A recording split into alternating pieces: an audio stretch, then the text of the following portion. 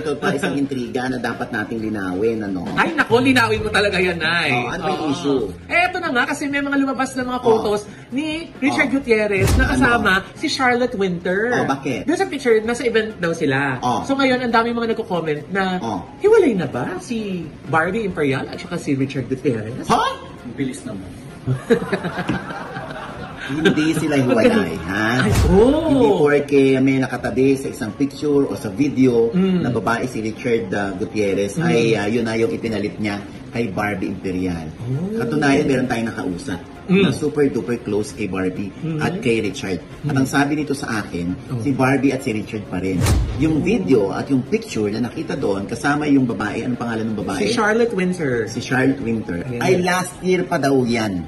Sa isang birthday kung saan doon lamang daw nagkita yung babae at si Richard. At umupo kay Richard at nagtanong... Umupo kay Richard? Bakit? Bakit umupo? Umupo sa table kung nasa nandun si Richard. Kala ko kay Richard. Palibasa gawain mo, no? Anyway. Hindi Mamatay.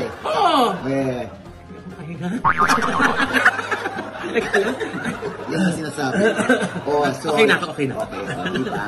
Hindi, nakitable lang sa kanya. Tapos mga 1, 2, 3 minutes, ganun lang daw ang usap. Kasi tinanong si Richard kung kumusta ang showbiz at yung nagtanong lang tungkol sa industriya. Yun lang daw yun. So casual lang nagsitahan. Last year pa daw yan. Kaya nung nagtataka si Richard, kung bakit yan lumabas, last year pa daw yan. At kung mapapansin natin dyan sa video, no, parang may patago na nag-video. So, hindi nila alam. Kaya sabi ng friend ni Richard sa akin, parang may intensyon na talagang gustong mag-artista ng babae.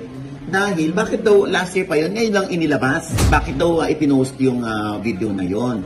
So, feeling tuloy nung kaibigan ko, yung common friend namin ni Richard, na parang gusto raw pag-artistahin talaga yung babae. Dahil nga una, nagtatanong na kay Richard. O ngayon, naiintriga ngayon kay Richard. Kaso isang taon na? Ang tagal naman, sobrang delayed yung Kaya nga. So, yan ang malinaw si Richard at si Barbie Imperial pa din.